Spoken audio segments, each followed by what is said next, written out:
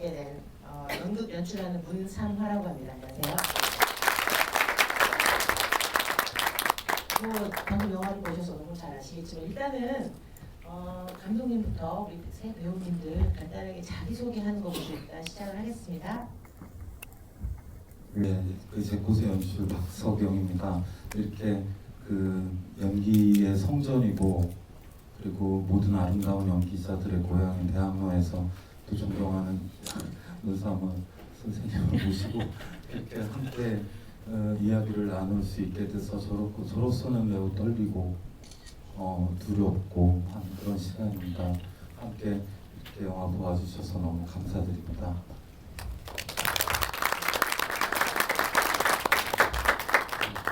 안녕하십니까. 저 철기 역을 맡은 김태희라고 합니다. 저는 고향이 대학로예요. 여기서 태어나서 여기서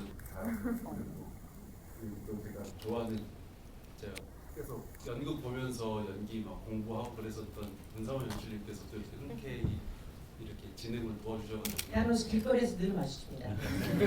고향이 대학로다 보니까 제가 너무 떨리고요. 좀 모두들 감사드립니다. 네, 안녕하세요. 저는 명호 역을 맡았던 명호 배우입니다. 한국에서 또 아트하우스 시위에서 이렇게 영화 보러 와주셔서 너무 감사드리고 영화에 대한 얘기 잘 나눴으면 좋겠습니다. 감사합니다. 안녕하세요. 하담 역을 맡은 정하담입니다. 와주셔서 감사하고요. 이렇게 많은 사람들 앞에서 관객과의 대화를 하게 돼서 기쁘고요. 어떻게 영화 보셨는지 많이 궁금합니다. 감사합니다. 예, 제가 듣기로는 이게 감독님의 우리 박 감독님의 4년작 중에 마지막 작품이라고 들었습니다. 첫 번째가 들꽃, 그 다음에 스틸플라워가 철꽃이요. 그 다음에 제꽃, 그렇죠? 혹시 앞에 두 작품을 보신 분 잠깐 손들어 보실래요? 많지는 않으시네요. 궁금해서 저는 못 봤거든요, 개인적으로. 그래서 잠깐 그 앞에 두 작품 얘기 좀 청해도 될까요? 그거에 대한 얘기 너무 궁금해서요.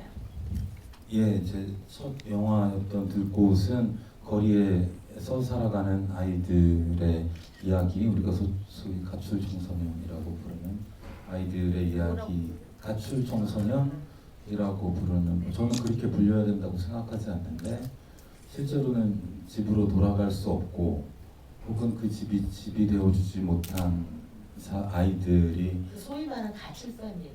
예예 가출팸을 구성하고 집을 찾기 위해서 노력하는 그런 이야기였고 정하담 배우가 거기에서 가장 어린 16살의 하담으로 그 역할을 맡아서 연기를 하였습니다. 그리고 스틸플라워는 이제 22살이 된 하담이 그 거리에서 이제 청년인 것이지요. 그래서 여전히 거처를 구하고 있고 작은 골방에 들어가 지내면서 취직을 하려고 열심히 노력하지만 모든 게 좀 만만치 않고 힘든 와중에 탭댄스 학원 옆을 이렇게 지나면서 이상하게 그 춤이 마음에 좋아서 그거를 혼자 따라 해보고 돈을 모아서 그 탭슈즈를 사서 아무도 없는 곳이지만 여기와는 좀 다르게 어떤 도시의 빈 공사장 같은 큰 길가에서 혼자 탭댄스를 추고 마지막에 자기를 받아준 어떤 가게에서 일하다가 결국엔 쫓겨나고 그리고 마지막에 파브를 맞으면서 탭댄스를 추는 그런 영화가 이제 스틸플라워였고 이제 거기에 이어서 이 작품이 마지막 작품입니다. 어쩐지 아까 그 탭댄스, 탭슈즈 나오는데 사실 굉장히 탭댄스라는 게 매력적이잖아요. 자극적이기도 하고 그래서 그럴듯하게 뭐 설득은 됐지만 좀 약간 난 갑작스럽다. 설명이 당연히 안 되니까 좀 튀는 거 아닌가? 라는 생각을 했는데 전작 스틸플라워에서 그런 또 사연이 있었군요. 네. 여전히 또 아직도 안착하지 못하고 이제는 자기 혼자가 아니라 또 누군가를 또 더불어서 데리고 함께 떠나는 그 마지막이 굉장히 인상적이었습니다. 일단 저희끼리 얘기 조금 나누다가 질문 받아도 괜찮겠죠? 저희 처음에 저 들어가기 전에 우리 PD님이 제작하신 분께서 이 영화가 굉장히 연극적이라는 얘기를 많이 들었다고 하셨어요. 저도 그래서 뭐가 연극적인 걸까 열심히 봤는데 그렇지 않아요. 절대 연극적이지 않았고 저는 보면서 재밌었던 게 물론 장소가 많이 바뀌지 않아요. 그렇죠? 보통 영화처럼 막 장소가 엄청 그 매트에 한정돼 있잖아요. 지금 찍은 곳이 촬영 장소가. 그리고 등장인물이 많지 않아요. 그러다 보니까 약간의 연극적으로 느낄 수 있지만 사실 그렇지 않았던 게 저는 저희 박석영 감독이 오늘 처음 뵀는데 굉장히 어떻게 보면 굉장히 드라마틱한 얘기일 수 있잖아요. 그걸 정확하게 밋밋하게 다 눌러놨어요. 참 저것도 재주다. 근데 그러면서도 긴장의 끈은 놓지 않으시더라고요. 그러니까 이거를 보면 굉장히 막 난리를 칠 수 있거든요. 더 막 훨씬 소위 말하는 그런 스토리 라인 위주로 가면 이게 잔잔한 얘기는 절대 아니거든요. 근데 그걸 어찌나 저렇게 잔잔하게 잘 오히려 의도적으로 밋밋할 정도로까지 다 눌러놓으신 것들이 굉장히 오히려 마지막까지도 뭔지 궁금하게 만드는 그래서 저는 보면서 제일 신기했던 게 음악을 거의 안 썼거든요. 딱 두 군데 캡틴에서 추는 곳이랑 마지막에 해외도 찾으러 다닐 때 딱 그리고 엔딩 타이틀 크레딧 올라갈 때 말고는 음악을 전혀 안 쓰시더라고요. 정말 그 벌레 소리, 바람 소리, 자연의 소리만 그게 저는 제가 지금 놀라웠던 부분들을 많은 부분을 했던 것 같아요. 그 카메라 편집이나 어떤 앵글이나 이런 것도 어쩜 그렇게 뒷모습만 잡는지 사실 굉장히 클로즈업 들어간 게 빡진데 안 되더라고요. 그래서 어쩌면 영화만이 할 수 있는 것을 많은 전형적인 거를 포기하면서 동시에 영화만이 할 수 있는 여백을 끌어 들어왔구나. 저는 그거에 깜짝 놀랐거든요. 사실 보면서. 그러니까 처음에 연극적이란 말을 많이 들었다 그래서 더 비교하게 나왔던 것 같아요. 근데 그런 면에서 저는 굉장히 아까 제 괜히 하는 말이 아니라 오늘 뭐 여기서 사회를 맡아서 하는 말이 아니라 굉장히 흥미롭게 본 부분들이 많았습니다. 어떻게 영화가 잘할 수 있는 것과 또 영화만이 할 수 있는 것을 어느 부분 적당하게 비틀어가면서 포기하면서 굉장히 잘 끌어왔다. 아니 그러면서 한편에 그 생각이 들었어요. 천만 관객을 끌기는 글렀구나. 천만 관객을 끌기는 뭐 이거는 왜냐면 그쵸 대부분의 1000만 명이 와서 보고 또 보고 옆집 사람한테 홍보할 만큼의 어떤 전형적인 재미는 또 없었으니까요. 근데 저는 사실 보면서 굉장히 인상 깊었던 장면들이 굉장히 많거든요. 인상 깊었던 장면은 제가 배우분들하고 따로 말씀을 드리도록 하고요. 일단 감독님의 어떤 지금 제가 드린 말씀이 아마 굉장히 의도 깊은 것도 많았을 것 같고 좀 전반적으로 얘기 좀 해주세요. 궁금합니다. 저와 이제 촬영 감독님과의 관계를 설명하지 않으면 드릴 수 없는 말씀인 것 같은 게 저랑 이제 촬영 감독님은 이제 첫 영화들 곳을 같이 했는데 그 분도 처음 촬영이었고 저에게도 첫 장편 그게 입봉 예 그런 이제 독립영화 입봉을 입봉이라고 다 생각하지는 않지만 저희들 입장에서는 처음으로 예 열심히 하는데 저희들은 어떤 영화적 언어적인 것에 대해서는 별로 관심이 없는 사람들이었어요.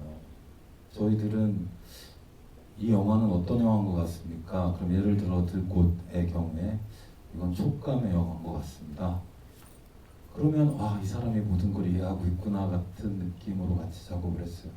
이 제꽃의 경우에 모든 앵글과 그 모든 어쩌면 인생의 무대라고 느껴지는 모든 공간들에 대한 고민은 스토리보드처럼 그림을 그리거나 하는 과정을 전혀 거치지 않았고 매 순간 그 인물들이 그 인물들은 무엇을 이 자리에서 하고 있는가, 그렇다면 카메라는 어디에 서 있는 것이 옳은가, 여기에 대한 질문이 굉장히 많았어요.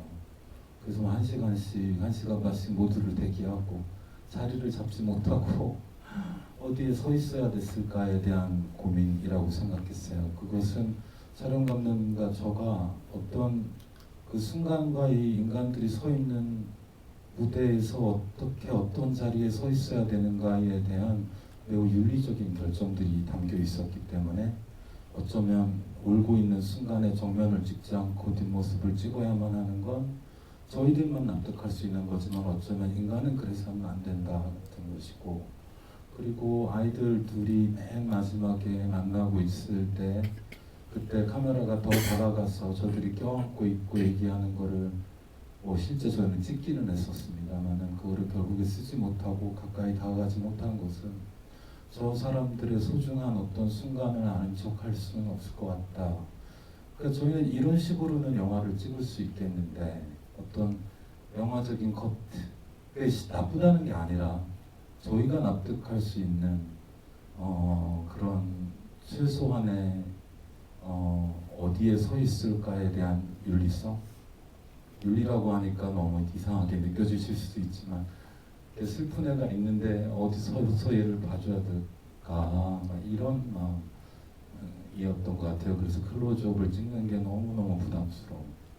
이장 영화의 클로즈업이 많지 않은 이유는 그렇습니다.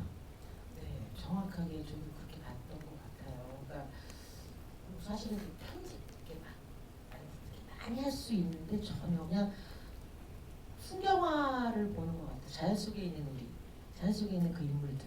그래서 이렇게 막 일일이 심리를 따라가기보다는 지금 정확하게 감독님이 말씀하신 부분 때문에 사실 저는 이제 요즘 뭐 폄하하는 게 아니라 극영화가 재미없을 때가 많더라고요. 그래가지고 사실 극장에서 영화 본 지 되게 오래됐습니다. 네. 의외로 너무 재밌어서 깜짝 놀랐어요. 저도 사실은 천만가게 영화를 가서 보는 사람이 아니다 보니까 네, 아무튼 굉장히 좀 다 관객분들도 많은 질문이 있을 텐데 잠깐만 감독님에 대한 질문을 잠깐만 풀어주시고요. 우리 배우님들 그래도 돌아가면서 왠지 막 냄새 날 것 같은 김태희 씨. 아니, 처음에 그 대사가 우물물 물비린내 난다라는 게 굉장히 강하게 와가지고 특히나 중간에 죽어라고 뛰는 장면도 있지만 자꾸 저는 계속 이 배우만 나오면 자꾸 참 저희 오감을 자극한 건 맞은 것 같아요. 냄새 날 것 같은. 네, 김태희 배우님 예. 지금 두 분 나중에 하실 때 또 같이 얘기하겠지만 여태까지 그 싸움 장면을 이렇게 스펙타클하고 이렇게 생생한 싸움 장면을 전 처음 봤습니다. 감사합니다. 무슨 뭐 어떤 얘기를 제가 찍으면서 뭐 어땠는지 뭐죠? 전반적인 찍으면서 이 작품을 작년에 찍었는데요. 이걸 들어가기 1년 전부터 감독님이랑 좀 다양한 이야기들을 했어요. 그리고 이 작품을 하면서 나온 30내 집 같은 경우에는 저희가 다 같이 가가지고 그 빈집을 다 뜯어내고 밭을 가꾸고 다 그런 식으로 했었거든요. 그래서 모든 스태프들이 어머니 성함이 삼순인가요? 예, 삼촌의 집을 그런 식으로 스태프들하고 같이 막 빗에 그런 거 다 닦고 근데 사진도 되게 많이 있는데요. 그런 식으로 하다가 저는 사실 감전도 한번 당했었고 네, 그래서 뭐 크게 위험한 부분들은 없었으니까 그러면서 다 같이 한번 그러니까 독립 뭐 상업 영화들은 제가 해본 적이 없습니다. 뭐가 어떻게 되든 또 이제 어떤 배우와 어떤 경계들이 항상 많이 나눠져 있고 우리가 우리의 할 일만 잘하면 된다라는 어떤 것들이 있잖아요.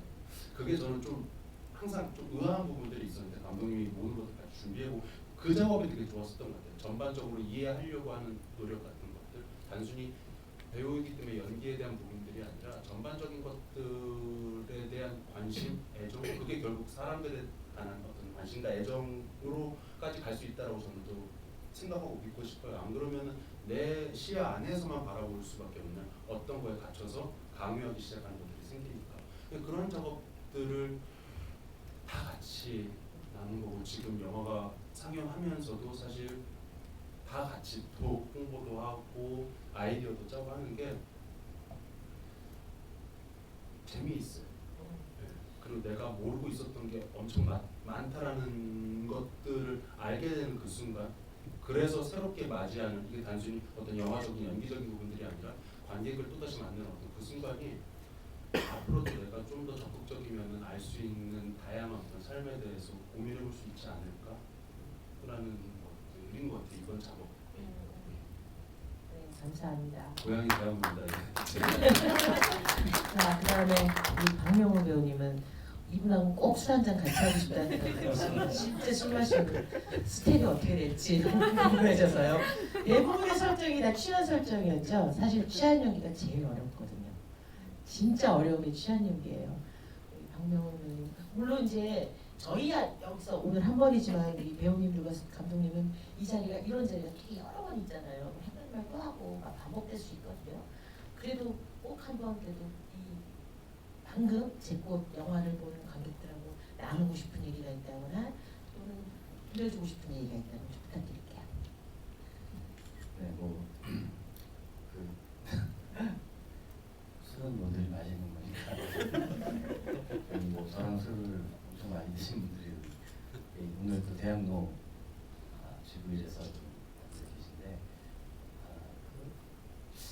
사실은 진짜 신기한 게 그 감독님이랑은 그 술에 대한 얘기를 한 적은 없었어요. 그래서 이제 실제로 감독님이 촬영할 때 술을 드셔라 하는데 제가 안 먹겠다고 했어요. 왜냐면 그걸 먹고 뛰어다녀야 돼서 오바이트 할 것 같아요. 그래서 감독님 저희 안 먹고 하겠습니다 라고 했었고. 전혀 안 드셨나요? 예. 한 장면도? 네. 한 편도? 네, 저 막걸리는 저거고요. 저거라뇨? 그게 뭐지? 매집이?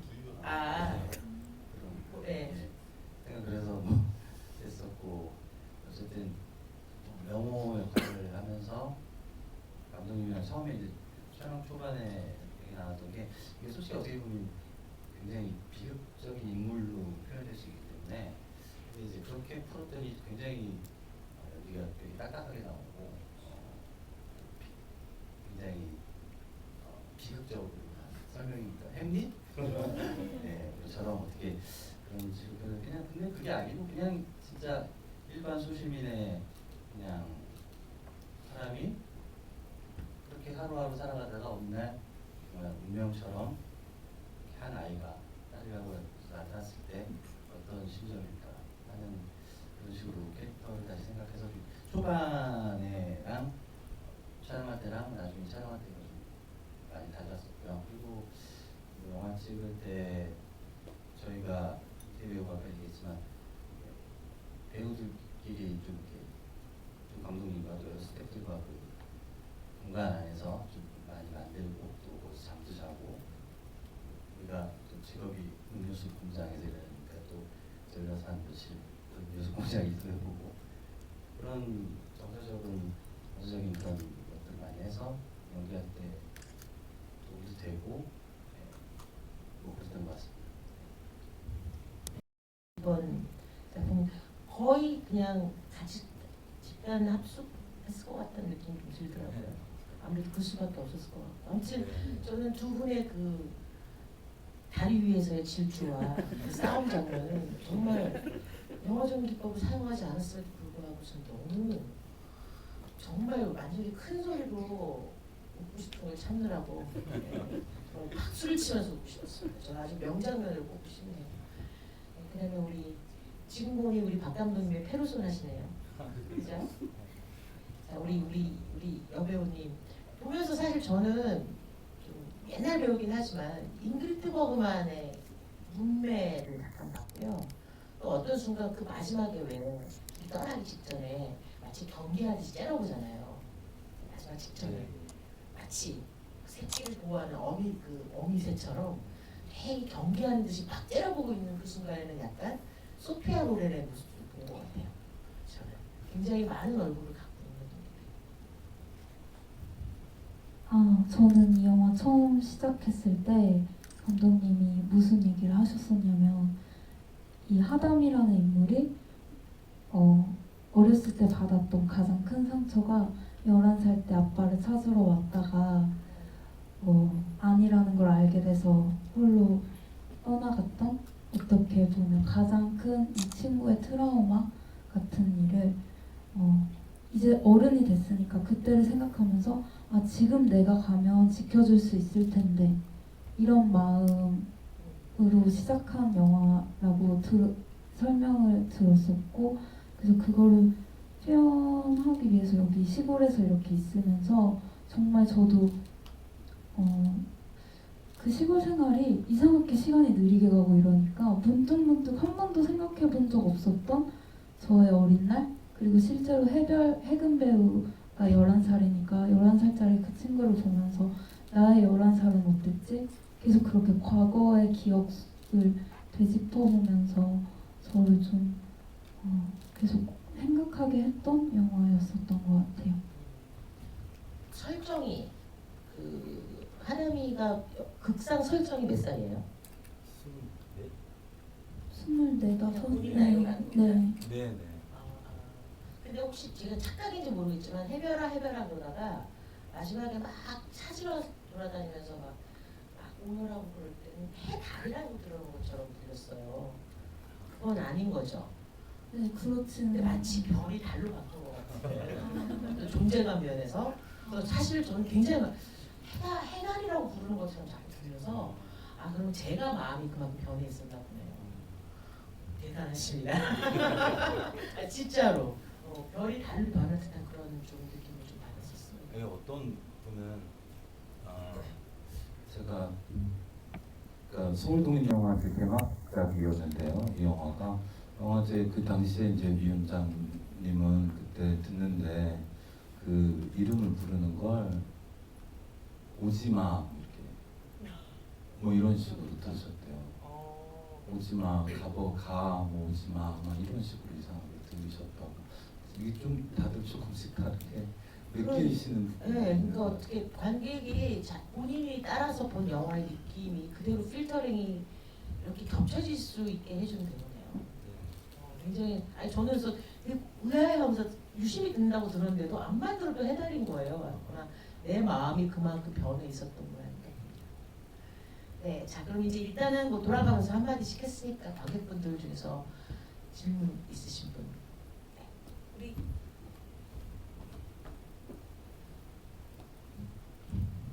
네, 일단 영화 재밌게 잘 봤고요.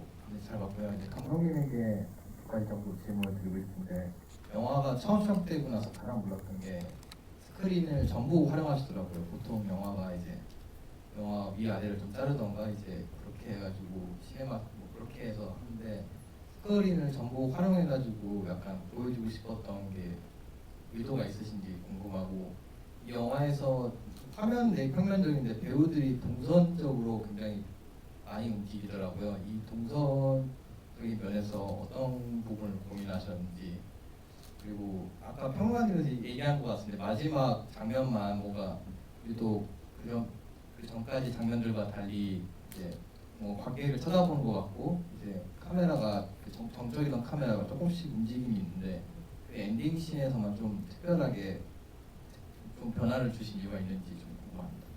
특별히 제가 이제 아까 그 촬영 감독님과의 이야기의 맥락에서 설명드릴 수 없을 것 같아요. 저희들은 그렇게밖에 설명 못 드릴 것 같아요. 저희들은 자연을 찍으려고 내려간 것이 아니었고, 저희들에게 관심이 있었던 부분은 어떤 정서적인 리얼리티에 대한 문제였어요. 현실적인 영화라고 저는 전혀 생각하지 않았고, 어쩌면 하담이 자기의 과거 속에 들어가서 과거 안에 있는 부분들을 보기 때문에, 그렇다면 우리는 멈춰 있는 카메라 안에서 어쩌면 기억 속에 이렇게 숨겨져 있는, 멈춰져 있는 그 인물들이 살아 움직이기 시작하면서 스스로 감정적인 컷을 만들어내는 이런 것에 대한 고민이 되게 있었기 때문에, 그런 어떤 무대가 넓을 수밖에 없죠. 왜냐하면 배우는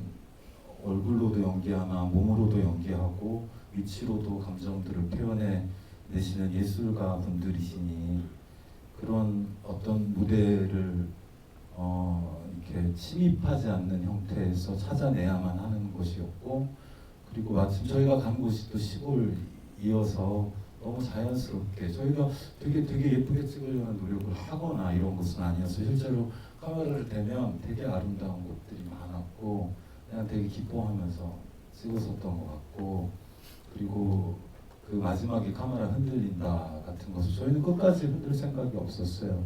근데 촬영 감독님이 맨 마지막에 이제 그 난장 장면이 끝나고 아담이 뛰어나가고 헤벨이 뒷걸음쳐 간 거기를 따라가기 시작하고 이제 그때 그 다음 날쯤에 저한테 감독님 그 카메라를 멈춰서 더 찍기가 힘들 것 같습니다. 그래서 그럼 어떡하지? 그러면 들어봅시다 한 거죠. 따라간 장면 말씀이시죠? 예예, 달리기부터죠. 이 아이가 달리는데 카메라를 세워서 못하겠습니다. 이런. 그래서 호숫가에서 둘이 앉아가지고 있는 것도 카메라를 실제로 줄을 되게 길게 놨었기 때문에 카메라 감독님은 가까이까지 가실 수 있었어요. 그분이 한 3발자국 걸으시고 더 가서는 안 되겠다라고 느끼시고 멈추신 거예요. 저로서는 이것이 영화적인 일관성에 위배될 수 있다고 생각하나 촬영자의 심장에는 가까운 촬영이었다라고 생각합니다. 네, 그렇게 설명을 드리겠습니다. 와우, 완전 이건 어록 만들어야 되겠는데요. 뭐라고요? 다시 한 번요. 영화적인 뭐에는 위배되나? 법칙에는 위배, 일관성에는 위배되나? 촬영자의 심장에는 가까웠다라는. 근데 저는 감히 말씀드리지만 저게 어떤 말인지 조금 감이 오거든요. 왜냐면 사실 일관성이나 이런 거 그쵸? 이거 아닌데 깨지는데 알면서도 갈 때가 있어요. 네, 촬영자의 심장에는 가까운. 질문 대답이 다 됐나요? 또 다른 분?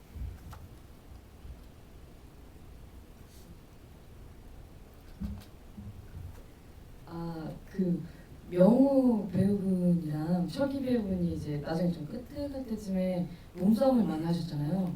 그 몸싸움을 하시면 특히 명호 배우분 이제 사기를 당했다라는 그 부담에 자기 가슴을 많이 치고 그리고 그걸 해명하기 위해서 철기도 많이 엄청 가슴을 치잖아요. 그게 되게 단순한 질문이긴 한데 혹시 그 영화에서 들렸던 그 소리가 정말 그렇게 많이 너무 세게 때려서 정말 감정이 복받쳐서 세게 때려서 나는 소리인지 그리고 또 두 분이 이제 싸우는 연기를 하시면서 실제로 어떤 마음이 들었는지 조금 궁금합니다.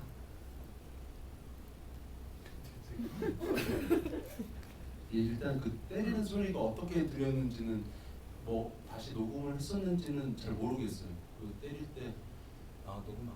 예, 그게 이런 사운드예요? 아니 저희가 소리를 못했어요. 그쵸, 이거 살짝. 뭐 했었던 것들이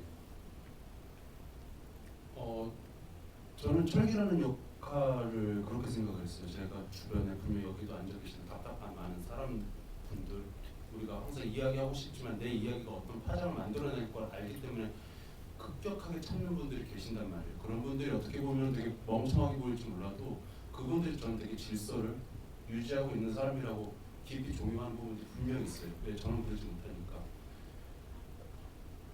내가 누굴 이해해서 했다 막 이런 것들이 아니라 그런 어떤 것들에 조금 더 다가가고 싶었던 게 있어요. 이 이야기는 사실은 감독님이랑 그러니까 정확하게 2년 전부터 이야기를 했고 사실 이야기를 한다고 해가지고 제가 그 순간에 어떤 것들을 표현할 수 있을지 없을지는 모른단 말이에요. 사실 감독님이 뭔가 마음에 안 드시니까 저한테 사실은 촬영을 끊고 이렇게 했으면 좋겠다고 하는데 저도 뭐 그때 그냥 그랬죠. 해봐야지 알 것 같다고 그냥 해봐야지 알겠다고 한 6번? 5번 정도 테이크가 돌아갔었는데 아픈 게 중요한 거라기보다도 내가 좋아했었던 그 많은 어떤 사람들에 대한 을 투영하면서 표현을 하는데 내가 이해하면서 표현하고 있나? 내가 정말로 그러니까 그 순간에 그 이해를 생각했다라는 게 아니라 내가 처음부터 지키고 싶었었던 것들 그렇기 때문에 모르겠어요. 그때는 그냥 흘러드는 대로 했었던 거였고 소리 자체는 뭐 그냥 리얼한 사운드였겠죠. 근데 저는 딱 하나만 있었어요. 내가 좋아했던 여태까지의 철기들 단순히 철기가 아니라 철기들 자기의 의견을 죽여가면서 어떻게든 버텨내고 지키려고 했었던 많은 어떻게 보면 친구들, 아버지들, 어머니들 그 사람에 대한 어떤 전체적인 것들을 생각을 했죠. 연기했었던 그 순간이에요. 뭔가 제가 그런 생각이 내가 이거를 연기가 안 풀려서 막 미친 듯이 친 건지 어떻게 보면은 근데 전 지금까지도 제가 그걸 이해했는지 안 했는지 잘 모르겠어요. 사실은 사람들이 보면 아팠겠다 그런 얘기를 많이 했다고 얘기하지만 잘 모르겠어요. 이해했다 안 이해했다의 문제인지 제가 잘 모르겠더라고요.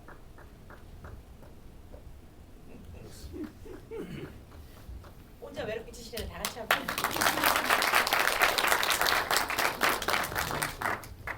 싸울 때 심정이 어땠냐고요? 네네네. 아, 심정? 얘를 잡아야죠. 제 목표는 얘를 잡아서 어떻게든 해야 되는데 친구가 저의 하루를 저쪽으로 던져가지고 원래 그게 있어야 되는데 던져서 그걸 사실 감독님이 그래서 되게 화가 나셨어요. 이걸로 더 뭔가를 해야 되는데 그래서 이제 영화를 그걸 이제 본 스태프들이 그 강 밑에서 찾았죠. 그걸 못 찾았어요. 결국에 못 찾아갖고 제가 약속 없이 네. 그냥 네. 심정은 뭐 그랬던 것 같아요. 그냥 근데 이제 저는 제가 싸움 장면 쓰고 있어요. 이렇게 그런 액션이 저희가 합을 짜고 하는 게 아니라 그냥 그 순간 하는 거기 때문에 뭐 다칠 수도 있겠지만 전혀 단치가 아니죠. 예, 리얼. 예, 그냥 몸의 대화인데 이제 어쨌든 명호는 철기를 그 빠루로 때리지 못했을 거예요. 그렇게 자꾸 바닥을 치고 어떤 사랑하는 동생이기 때문에 그리고 명호가 싸움을 할 때 그 심정은 이제 돈을 갖고 철기가 가서 그런 마음이 아니라 그냥 소변 그러니까 배신당했다는 그런 느낌이 더 컸었던 부분을 표현하려고 하는데 이제 이게 이기적으로 보이죠. 사람들이 볼 때는 저놈이 지만 살려고 날 찾아왔다고 돈을 가지고 그렇게 볼 수 있지만 그냥 어느 날 운명처럼 다가온 딸이지 아닌지 모르지만 그 딸이 믿고 싶고 딸이라고 믿고 싶어요. 시야가 좁아져서 그 한국밖에 안 보이는 그런 마음으로 싸웠던 것 같습니다.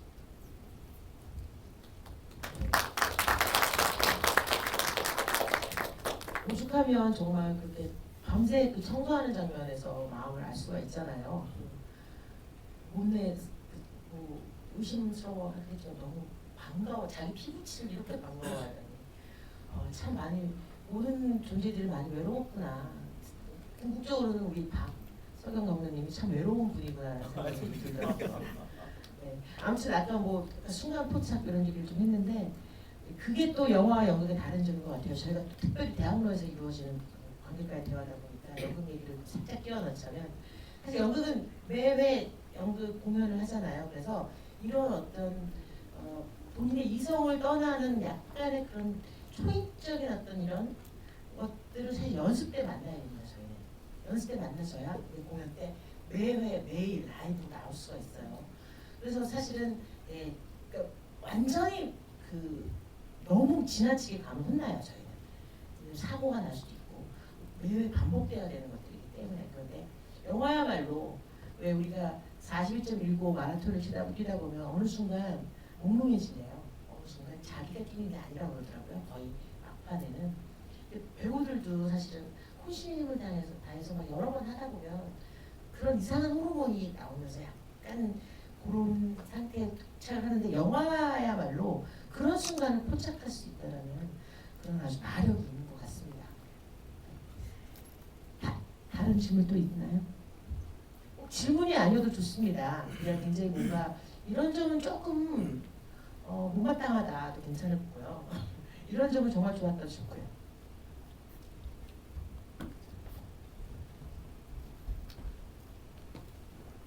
못마땅해서 질문하는 건 아니고요.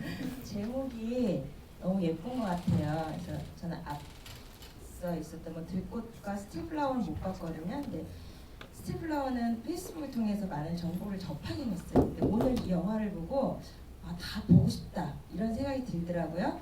들꽃, 스틸플라워, 제꽃. 과연 그렇다면 스틸플라워는 해외 영화제를 겨냥해서 제목을 그렇게 지었나? 막 생각도 하게 하고. 근데 영화를 보고 나니까 제꽃, 처음에 제꽃이라는 그 단어가 그냥 들꽃은 어떤 꽃인 줄 알았더니 오늘 보니까 아니더라고요.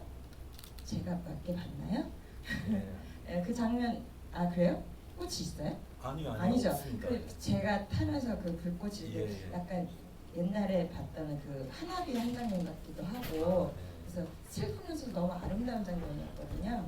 여기까지 그냥 제 얘기고요. 질문을 하나 드리자면, 연작이라고 있으면 감독님이 처음부터 아 이렇게 찍어야지 마음을 먹고 3연작을 준비하셨는지, 그러면 시간이 너무 길 것 같은데 어떤 생각으로 이걸 3연작을 3부작으로 만드셨고, 준비 기간은 얼마나 되셨으며, 꽃과 그 상처 있는 어린이에 대한 관심은 갖게 되신 이유? 그러니까 그런 게 묻고 싶네요. 예, 제가 스릴러 시나리오 같은 것을 준비하다가 제가 이제 홍대 놀이터라고 이렇게 사람들이 많이 노는 곳이 있는데 거기 앉아 있었는데 어떤 이제 그 하담 또래의, 그러니까 그때로 치면 한 16, 17 정도로 느껴지는 아이가 술에 취하지도 않은 채로 와서 거기 많이 놓여있는 빈병들을 땅에 던지더라고요. 근데 계속 던지는 거예요. 똑같은 스피드로. 근데 주변에 있는 수많은 사람들이 처음엔 놀라서 뒷걸음질 치다 그 다음부터 그 병이 사람에게 향하고 있지 않다라는 걸 알고 나서는 한 병 더 던지라고 외치는 거예요.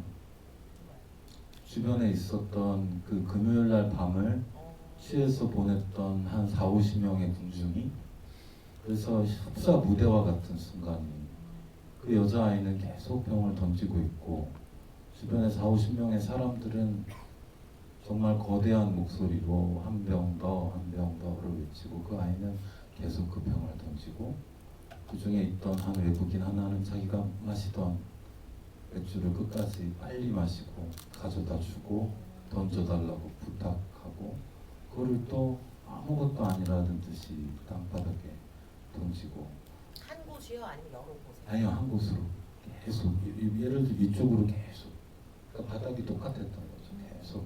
그리고 제가 기억이 희미한데 그 다음에 사라졌는데 이상하게 그 아이가 마음에서 뜯어내지지가 않는 거였어요. 그래서 뭐 어떻게 해야 되지? 나는 이런 마음들이 들었고, 전 뭐 40대 초반의 남자였고 아이들이나 가출하거나 거리에 있는 아이들에 대한 관심이 그렇게 많지 않았습니다. 또 아이들 잘 모르고, 그래서 이제 청소년 센터 같은 데 가서 만나보기 시작을 했어요. 이게 뭔가 해소가 안 돼서. 그렇게 첫 영화를 찍고, 첫 영화의 제목이 들꽃이었던 것부터가 이제 우리가 들꽃 문화재단이라는 곳에서 사람들을 본 거였어요. 그게 몇 년도? 그게 2013년도, 2년도, 막 이때쯤이면 4년 전 정도죠. 그때 첫 영화를 찍고 매우 불행한, 감정적으로 매우 불행한 시간들을 겪고 있으면서 영화제에서 스틸플라워 혹은 철꽃이라는 이야기를 생각하게 된 거고, 그것은 이런 이유가 있었어요. 제가 그걸로 이제 영화제도 가고 뭐 상도 받고 뭐 해외도 많이 다니고 했는데 아이들을 사용했다는 어떤 되게 불편한 어떤 마음, 그런 마음들이 그건 되게 본인이 느끼신 건가요? 아니면 남들한테 그런 비난이나 비판을 받은 건가요? 의외로 비난을 받은 적은 별로 없는데 본인이 느끼기에? 너무 그렇죠. 그때가 사실은 저희가 부산국제영화제에서 다이빙 배를 들었던 시점이 제가 저희 영화 들꽃이 거기 갔을 적이었어요. 또 그런 어떤 애도와 사랑에 그 아이들을 지켜주지 못했다는 그런 마음들이 있는 시점이기도 했어서, 저는 다이렉트하게 연결된 바는 없지만 그런 어떤 힘든 감정들 가운데서 과연 영화를 도대체 내가 왜 계속 해야 되는가, 남을 팔아먹는 짓만 하고 있는 게 아닌가, 슬픔을 전시하고 있지 않은가, 이런 고통스러운 마음들이 되게 많이 들어서, 사실은 스틸플라워는 제가 느끼기에는 소녀나 거리의 사람에 대한 영화라기보다는 이런 어떤 공포 속에서도 여전히 자존감을 찾을 수 있는가에 대한 어쩌면 예술가에 대한 이야기일 수도 있다고 생각하고 저는 그 두 번째 영화가 좀 우화에 가깝다고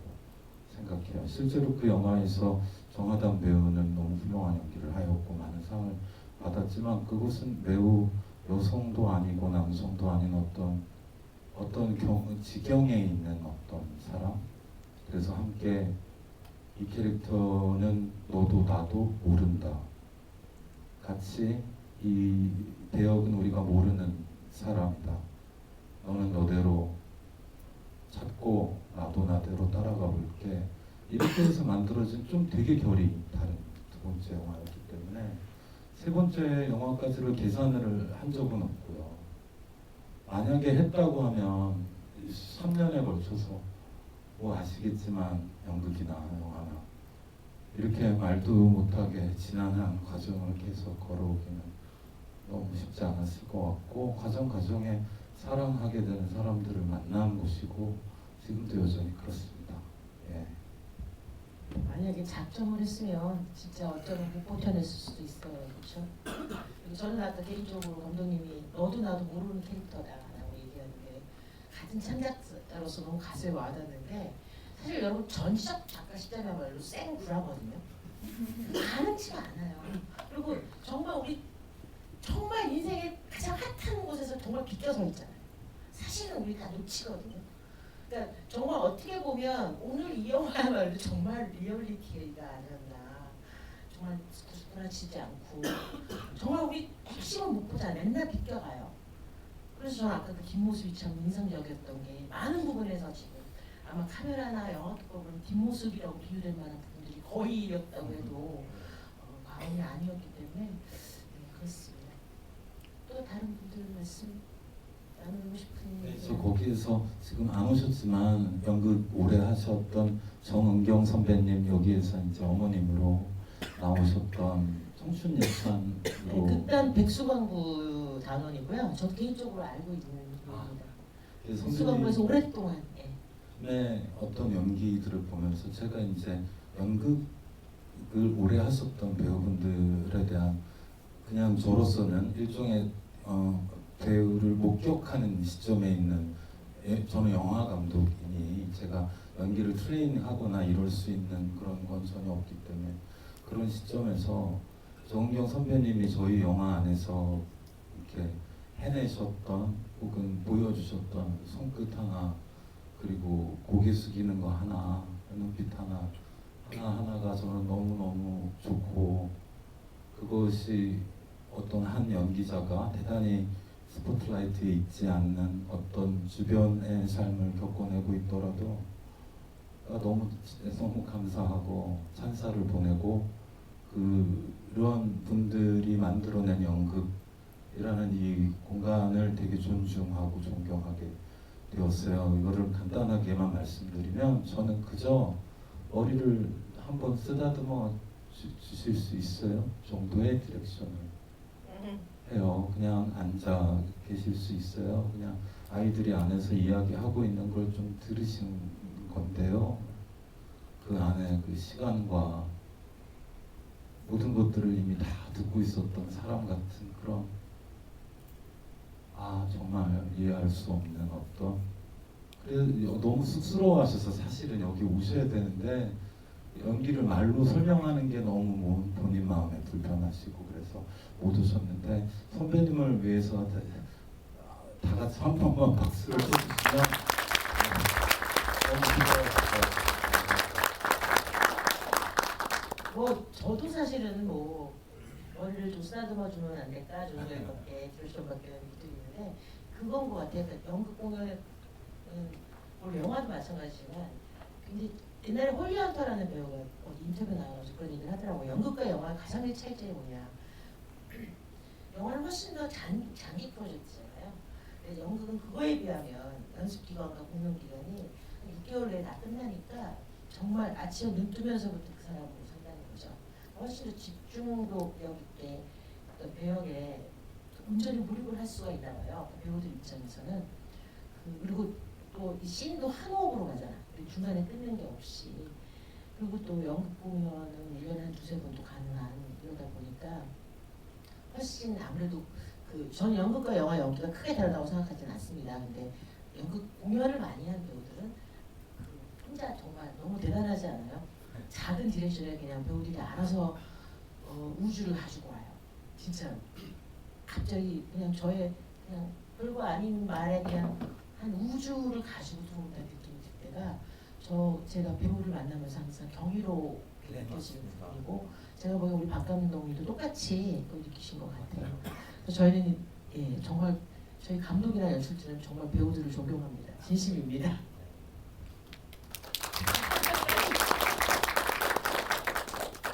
네, 또 진짜 아까 그 정은경 배우님은 아들을 때리는 그렇죠 그 명호를 아주 온몸으로 막아내는 장면이 정말 인상적이었습니다. 저희 이제 슬슬 마지막 질문 정도, 마지막 코멘트 정도 한번 받으면 시간상 그렇죠. 제가 시간 체크를 안 하고 있었어가지고 누구 뭐 말씀하실 분 계십니까?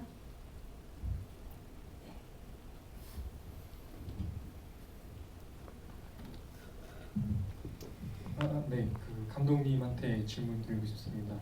그 아까 그 슬픔을 전시하신다고 되게 괴로우시다고 대답해 주셨는데 이렇게 세 개의 영화 세 곡까지 찍으시면서 감독님이 생각하실 때 좋은 영화는 뭐라고 생각하시는지 궁금합니다.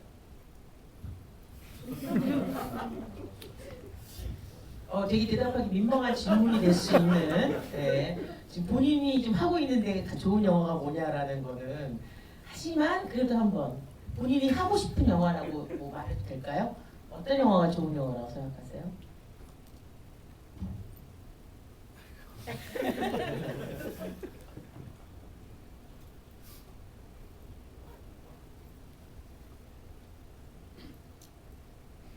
그건 지금 말하면 결국 이 시간이 지나서 편협한 답이 될 거라는 걸 너무 뻔히 알기 때문에 이야기하기 힘든 것 같습니다.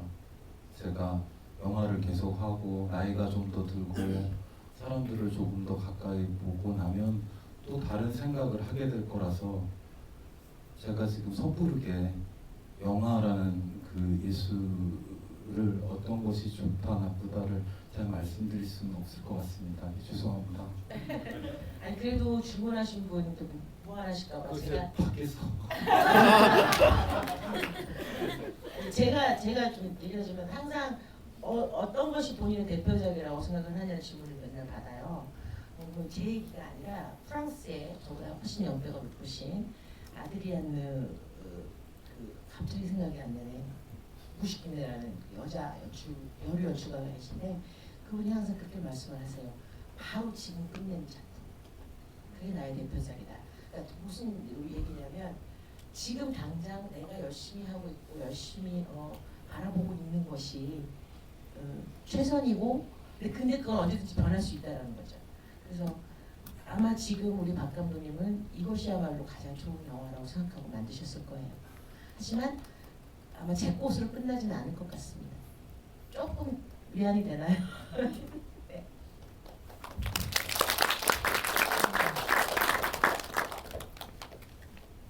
자 그러면 뭐 진짜 마지막으로 나 오늘 이 얘기 안 하면 집에 가서 잠이 안 올 것 같아 하시는 분 마지막 질문 받고 오늘 자리 끝내도록 하겠습니다. 네, 영화 정말 잘 즐기고 왔고요. 이런 영화를 만들어서 감사드리고요. 가장 궁금했던 게 이 영화에서 달리기는 어떤 거를 하는지 궁금합니다. 그래 우리 하던 대로 힘들었을 텐데. 그럼 하담도 있고. 세 편의 영화를 거치면서 참 많은 길을 뛰었거든요. 어쩌면 일단 제가 들꽃부터 뛰나요?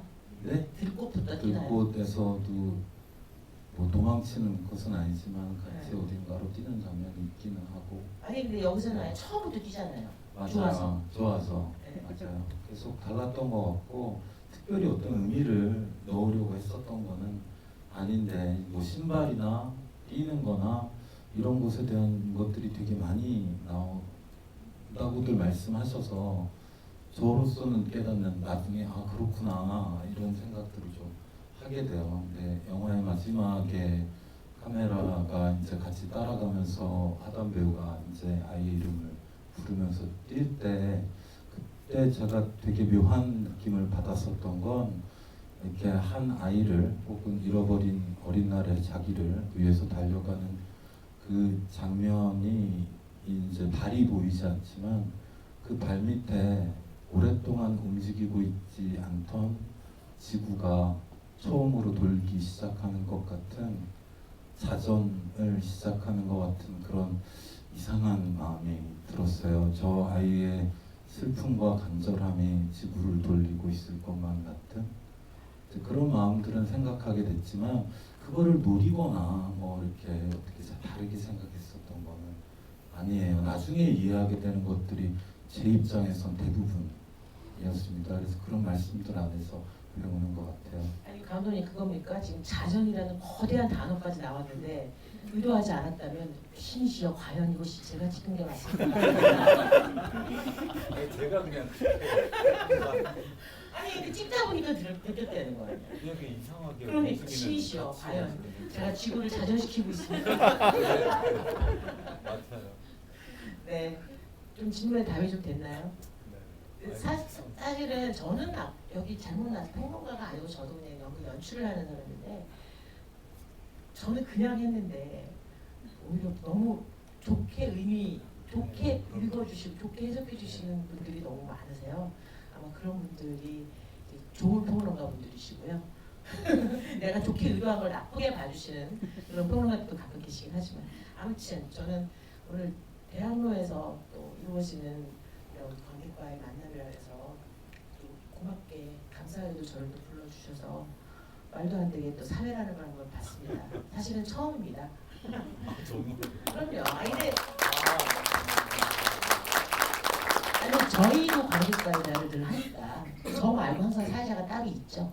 저는 항상 이제 감독님 자리에 앉아가지고 질문을 받고 대답을 하고 이제 그거에 많이 익숙하죠. 아무튼 오늘 이렇게 저 개인적으로 되게 좋은 영화를 봐서 사실 선생님, 네. 정말 이거는 꼭 물어보고 싶어서 금질금질해가지고 하나만 더 여쭤볼게요. 그 제가 개인적으로 합덕이랑 당진이라는 쪽을 좀 네, 잘 아는데 네. 집이 근처라. 예, 예.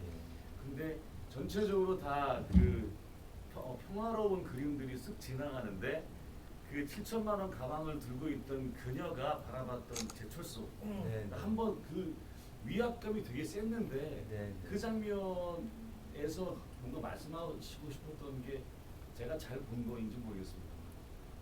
아니 사실은 이제 이 두 커플은 농촌 안에서 이제 연애를 하지 않고 조금 거기서 차 타고 나가면 바로 당진 거기 네, 그 바다가 네, 있는데 이제 그 제철이 아니라 그거 발전소들이 네. 지금 충남 서산 뭐 이쪽에 발전소들이 많으니까 그 밤에 가면 되게 반짝반짝하고 연기가 정말 그렇게 나와요? 예. 저 CG인 줄 알았어요. 아니에요. 그런 적이 없습니다.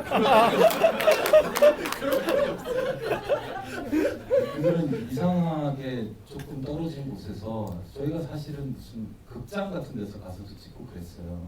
이 둘은 좀 다른 공간에서 자신들만의 되게 쓸쓸해 보이지만 둘만의 공간을 되게 바라는 것 같은 마음에 그러니까 그 불빛이 멀리 둘이 키스하고 못생겼어 하고 이 얘기 하고 있어요. 아니 진짜 전혀 못생기지 않았는데 근데 제가 그냥 잘못한 겁니다. 근데 먼 곳에 반짝반짝하는 불빛이 있던 곳이 그곳이에요. 실제로 영화 커트 안에는 진경이 나중에 마음이 너무 힘들어서 거기로 차를 타고 막 가는 장면이 있었어요.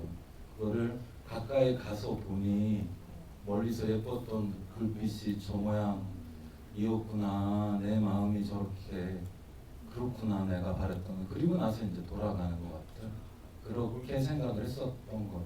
먼저 이렇게 친절하지 않게 편집이 되어서 죄송합니다. 그리고 예. 저 아무튼 그 하나미가 그 마지막에 찾아갈 때 뛸 때는 슬리퍼 끈은 안 묶고 막 뛰어가다가 집 앞에서 살짝 묶는 게 있죠. 저도. 그 왜 일부러 그런 거예요? 애가 나간 다음에 뛰어가는 거니까 그 연결로 연기를 했어요. 개인적으로 필름 안에 들어가서 그 가방. 가방을. 아니요 저기. 근데 해드려요. 아그 캐리어? 캐리어 너무 잘났어요. 아 감사합니다. 지금 이로써 이제 마감을 하고 다 같이 일어나서 인사 같이 한번 드리는 걸로 마무리하겠습니다. 네, 감사합니다.